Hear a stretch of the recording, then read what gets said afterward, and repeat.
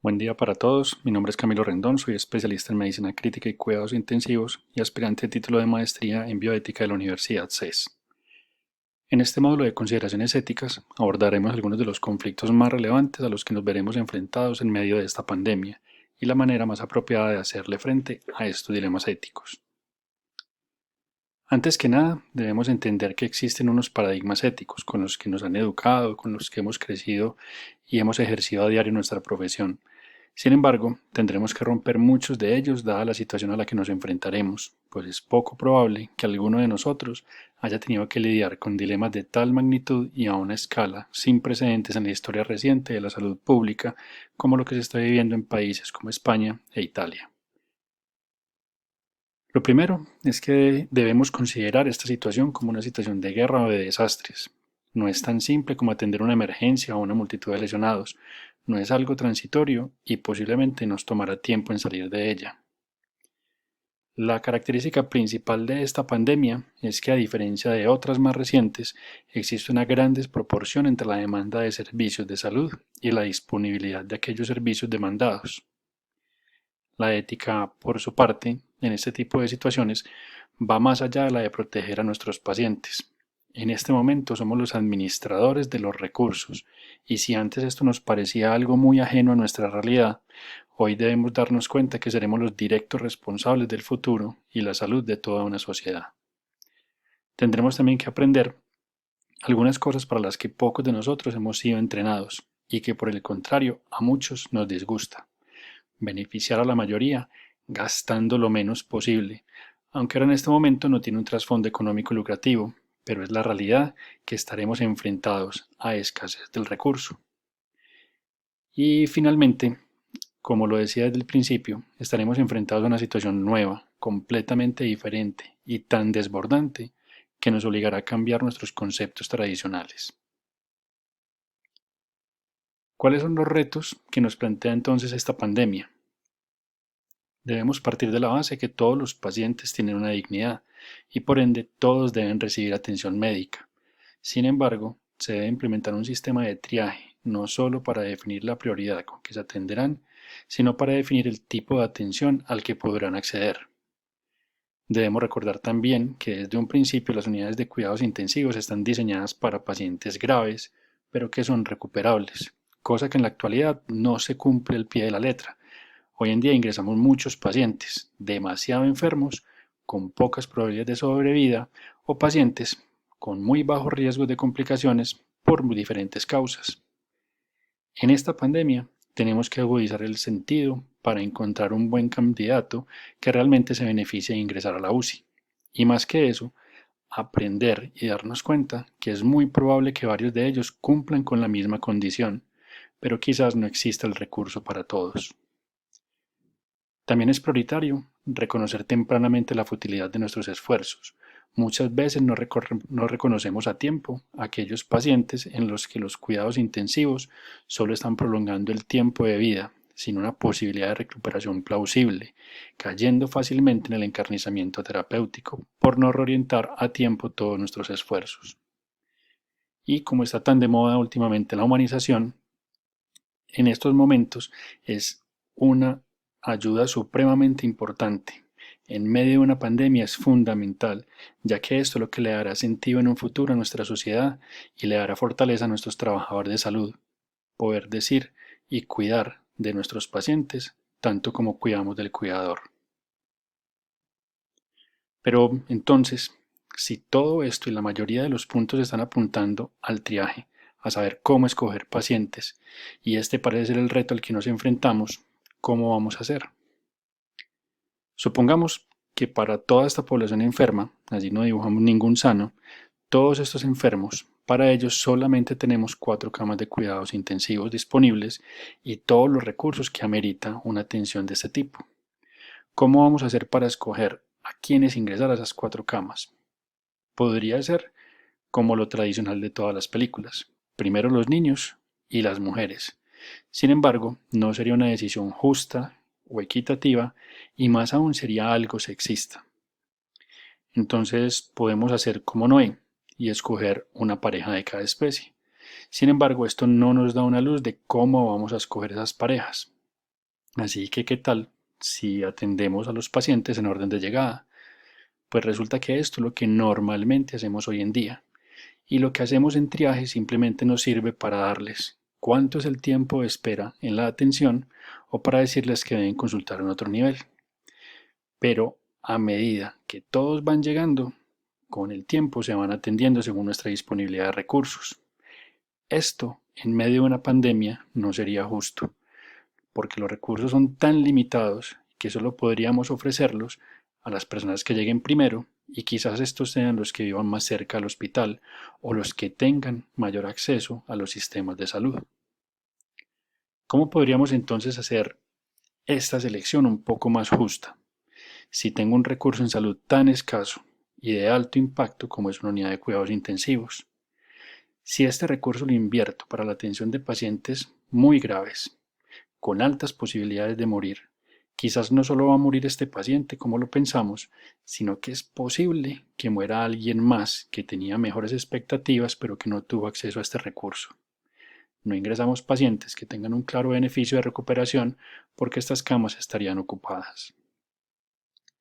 De cara a esta pandemia, nos veremos obligados a ser un poco más estrictos con los criterios de ingreso, porque también existe un segundo grupo de pacientes con enfermedades graves de base, enfermedades terminales o enfermedades degenerativas, que podrían sobrevivir a una unidad de cuidado intensivo, pero en quien su pronóstico de vida a corto plazo o mediano es tan bajo o con una discapacidad tan alta al egreso que amerita pensarlo dos veces cuando vamos a invertir los pocos recursos con los que contamos, pues tendremos que escoger si se los damos a este mientras le negamos la atención a alguien con muchas más expectativas de vida. Y no es que una vida valga más que la otra, no es que valga más la vida de alguien menos enfermo, es que en condiciones extremas de escasez debemos pensar claramente cuál será el beneficio para este paciente y para la sociedad. Y finalmente, uno de los mayores dilemas a los que nos veremos abocados y cuyas repercusiones sociales ya se están viendo en otros países es cuando vamos a comparar la esperanza de años a salvar en pacientes con edades muy dispares, donde alguno de ellos ya ha superado las expectativas de vida o con sus condiciones de fragilidad que lo predisponen a tener menos oportunidades de mejorar. Es innegable que para muchos este es un factor preponderante, máxime cuando se habla del beneficio social. Sin embargo, se recomienda que a la edad del paciente no sea tenida en cuenta como único factor para asignar un recurso, pero sí es importante no dejar de reconocer que es un componente relevante a tener en cuenta cuando estamos comparando pacientes con oportunidades de sobrevida similares. Finalmente, así nos demos cuenta que logramos sacar muchos pacientes que no se beneficiaban de la unidad de cuidado intensivo, que no tenían un buen pronóstico a largo plazo. A pesar de eso, en medio de una pandemia, nos van a quedar muchos pacientes enfermos, críticos, que necesitan de cuidado intensivo, pero para los cuales sigue existiendo todavía una corta disponibilidad de recursos. ¿Cómo vamos a hacer con estos pacientes? Por eso el Ministerio y muchas otras entidades alrededor del mundo han publicado diferentes recomendaciones para la toma de decisiones éticas durante esta pandemia, y lo que buscan todas ellas es un balance entre el cuidado del paciente y la responsabilidad del Estado para defender lo público y el bien común. Existen varias corrientes éticas en salud, entre ellas la liberal, donde predomina la autonomía, la libertad del individuo y la no maleficencia, donde cada uno busca la mayor expresión de su bienestar. Y existen también unas éticas de máximos, donde el mayor recurso se destina al más enfermo, a quien más lo necesita. Ambas corrientes son empleadas en salud, y en ambas la justicia es importante, pero casi siempre pasa a un segundo plano cuando estamos en épocas de abundancia, dado que lo que buscamos es que se pueda atender de la mejor manera a todos nuestros pacientes y buscar la mejor manera de poder salir adelante. En la ética utilitarista, la limitación extrema de recursos hace que el valor principal sea la utilidad, y esta, a nivel de salud pública, se mide en años ajustados por calidad de vida. ¿Qué significa eso? Que los recursos no se destinan a quien más lo necesita, sino a con quien más podamos conseguir. Aquí el beneficio no puede ser individual, es un beneficio social, busca salvar la mayor cantidad de vidas posibles, pero a su vez también busca la cantidad de años de vida que podemos salvar. Hacer este tipo de triaje nos permitiría al final del ejercicio tener una mayor cantidad de personas recuperadas con una larga expectativa de vida y la menor discapacidad posible para poder seguir funcionando en adelante como sociedad. ¿De dónde sale este tipo de triaje? Del campo de batalla, donde se atiende primero a los más críticos y que sean recuperables, con maniobras sencillas, mientras que los demás pueden esperar a ser atendidos o requieren cuidados que son mínimos, teniendo en cuenta que queda un grupo de pacientes tan graves que no hay suficientes recursos para brindarles los cuidados completos y que les permita salir adelante. Estos pacientes no podrán recibir la atención más completa. ¿Qué nos hace pensar ahora entonces que estar en medio de una pandemia es comparable con una condición de guerra? Es comparable con una situación de limitación. ¿A qué limitaciones nos enfrentaremos en la pandemia? Tendremos limitación de camas de cuidado intensivo, por eso estamos expandiéndonos. Tendremos limitaciones en camas de hospitalización, que muy posiblemente van a desbordar también los hospitales y como en otros países empezamos a utilizar extramuros para atender los pacientes. Tenemos limitación del recurso humano, pocos médicos, pocas enfermeras, pocos terapeutas, todo el personal de soporte, más aún cuando estamos pensando en duplicar o triplicar las cantidades de ventiladores y de camas disponibles en las unidades de cuidados intensivos. Vamos a tener una limitación de roles, vamos a tener los médicos que empezar a asumir funciones de enfermería, los internos se van a graduar antes para poder atender como médicos y otras especialidades que no son del campo de cuidado intensivo tendrán que venir a ayudarnos y apoyar en la atención de estos pacientes. Tendremos una cosa muy importante y es la limitación de equipos de protección personal, que son básicos para poder brindar una adecuada atención y que sea segura para todo el personal en salud. Tendremos limitación de tratamientos. Ya en este momento es posible que no tengamos tratamientos completos para todos los pacientes que van a acudir a los servicios de salud. Incluso tenemos que reconocer que ninguno de estos medicamentos o muy pocos de ellos han sido ampliamente probados y que quizás en algunas ocasiones tendrán que ser tratamientos experimentales que requieren consentimientos informados. Y en muchas ocasiones la escasez hará que no utilicemos el mejor medicamento sino el de segunda línea porque es lo que está disponible. Tenemos reglamentaciones que nos limitan, tenemos que pensar en el reuso, en los registros que se vienen para todos los equipos que hay de innovación en este momento. Tenemos limitaciones de aseguramiento, porque no todos los pacientes tienen el mismo tipo de aseguramiento y la migración de muchos ha hecho que tengan poco acceso a la salud. Sin embargo, en este momento el Ministerio ha decretado normas que permiten garantizar la igualdad social. Tenemos un descanso que es limitado. Vamos a tener turnos laborales que hay que pensarlos muy bien porque no nos podemos cansar en una carrera que es de largo plazo. Y tendremos limitación del contacto. La cuarentena no solamente implica que nos aislemos o que nuestras familias se aíslen o que nos aislemos de nuestras familias, sino que nuestros pacientes van a estar aislados de sus familiares en el hospital y es muy probable que muchos de ellos mueran un poco solos. ¿Cómo podemos entonces hacer una distribución más justa del recurso escaso en medio de esta pandemia? Existen 4 valores éticos que nos ayudarán al racionamiento de los recursos en salud en medio de una escasez absoluta. La maximización del recurso, el tratamiento equitativo, promover y recompensar el valor instrumental y dar prioridad a las peores situaciones. ¿Cómo maximizamos el beneficio? Primero, salvando la mayor cantidad de vidas y segundo, salvando la mayor cantidad de años de vida. Eso lo logramos con el máximo pronóstico posible. Segundo, vamos a tratar a todas las personas por igual. Es por ello que en medio de una pandemia no atenderemos al que primero vaya llegando. Debemos buscar quién tiene el mejor pronóstico y se beneficie más de las terapias que vamos a necesitar. Y finalmente, cuando tengamos varios pacientes con un pronóstico similar, dicha selección debe hacerse de manera aleatoria, evitar el concepto subjetivo y para ello herramientas como el triaje nos ayudarán a tomar la decisión. El valor instrumental está dado por el beneficio que podamos brindar a otros. Ejemplo, los pacientes que se han ofrecido a la investigación para el desarrollo de vacunas y de medicamentos, o el personal de salud que se encuentra expuesto en primera línea atacando esta pandemia. Son dos de los grupos poblacionales de mayor riesgo para caer infectados y quienes deberían tener cierta prelación, dado que ellos han ofrecido sus vidas y su integridad para mejorar los recursos en esta pandemia. Han puesto en riesgo sus vidas para salvarla de otros. Y dentro de este mismo punto, cabe anotar que el personal de salud debe ser protegido de caer en la enfermedad y poder recibir tempranamente pruebas diagnósticas que lo rehabiliten temprano a reintegrarse al trabajo y poder así seguir ayudando a otros.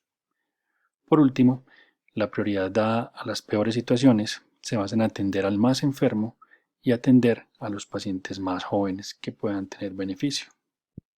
Entonces, ¿cómo actuar?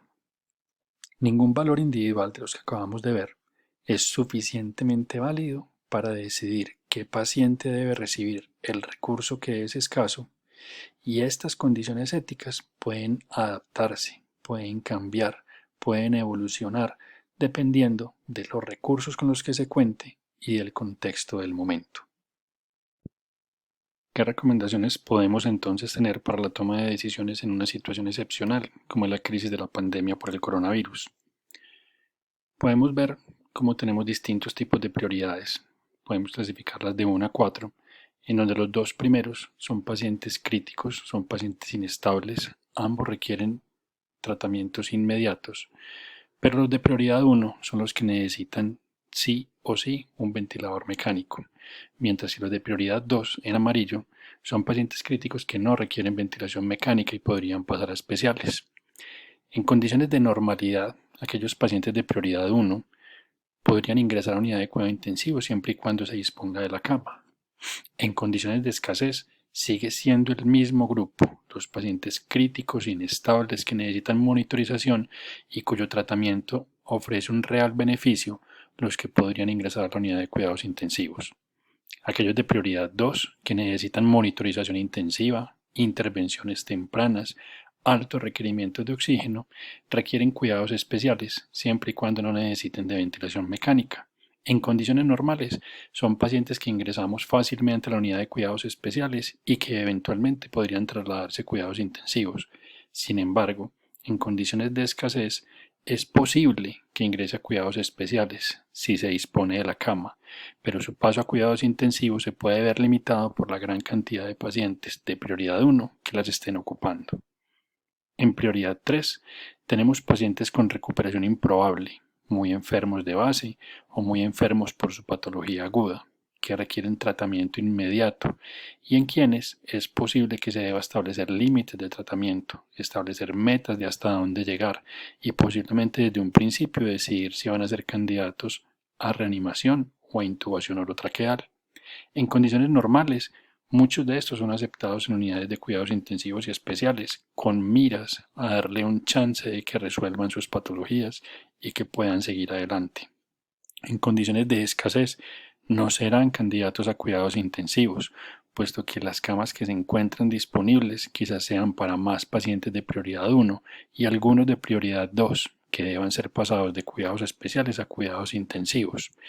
Estos pacientes de prioridad 3, no candidatos a cuidados intensivos, serán aquellos que podrán pasar a sala general para recibir tratamiento básico, tratamiento con oxígeno y tratamiento dirigido para su enfermedad, tratando de ver cuáles de ellos se pueden mejorar.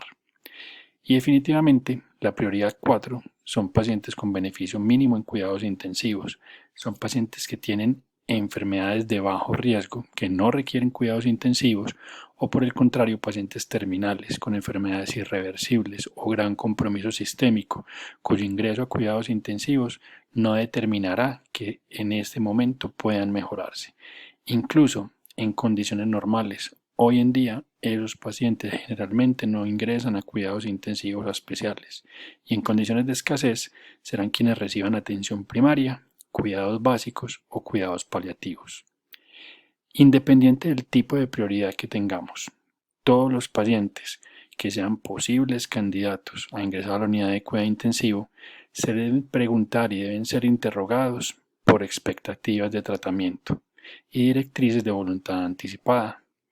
Una vez se establece el criterio médico de que el paciente podría requerir cuidados intensivos, es el momento en que preguntamos si quieren llegar a fases finales del cuidado intensivo, como puede ser la reanimación, la intubación orotraqueal, o si desde antes tenían unas voluntades en las que decían qué tipo de terapias no querían recibir. Una vez se confirma la prioridad del paciente, se confirma que es un candidato a cuidados intensivos, se verifica que hay la disponibilidad del recurso y se verifica que no existen directrices de voluntad anticipada. Pasamos a la asignación del recurso. Cuando tenemos pacientes de la misma categoría, varios en prioridad 1 o varios en prioridad 2, que son candidatos para cuidado intensivo, se analiza dentro de cada subgrupo cuáles pacientes tienen mejores opciones para sobrevivir. Si tenemos pacientes de dos grupos diferentes, quien tiene la prelación es el que tenga una mayor prioridad. Entre prioridad 1 y prioridad 2, siempre ingresará a cuidados intensivos el paciente de prioridad 1. Pero cuando tenemos dos o más pacientes de la misma prioridad, debemos aplicar otro tipo de escalas que nos pueden servir. Por ejemplo, la escala del Apache, la escala de SOFA o ver el seguimiento de laboratorios que nos muestren una disfunción multiorgánica. Y una vez nuestros pacientes han ingresado a cuidados intensivos, podemos definir tempranamente si hay que limitar el esfuerzo o no. Por ejemplo, aquellos que alcanzaron a entrar con prioridad 3 y en el tiempo no se han mejorado y por el contrario están en deterioro, o aquellos pacientes, bien sea de prioridad 2 o de prioridad 1, que cuando están en cuidado intensivo y a pesar de todas las medidas que se han instaurado, empieza a mostrar falla multiorgánica. Para todos esos pacientes, continuamos haciendo las escalas objetivas, haciendo la evolución clínica y trazamos desde el ingreso planes cortos de 48 a 72 horas, planes elaborados con la familia en los que trazamos las expectativas y hacemos seguimientos de laboratorio, seguimientos en las escalas objetivas y con ello determinamos las expectativas de mejoría de cada paciente. Con esto podemos definir tempranamente a quien no le vamos a continuar el soporte en cuidado intensivo, dado que estamos esperando que tenga un deterioro rápido y progresivo. Recomendaciones finales para la atención médica en esta pandemia. 1. Debemos aplicar los mismos principios a todos los pacientes, bien sea que tengan coronavirus o no. No debe existir una prelación por uno o el otro. Siempre que ingresen dos pacientes, uno con coronavirus y otro sin coronavirus, debemos aplicar las mismas escalas de sobrevida, las mismas escalas de pronóstico, las mismas escalas de beneficio, para poder definir a quiénes les va a ingresar a cuidados intensivos. Velar al máximo por la bioseguridad de todo el personal de salud en riesgo. Como sociedad, reconocer el valor de la salud y la protección a la vida. Transparencia al momento de tomar decisiones.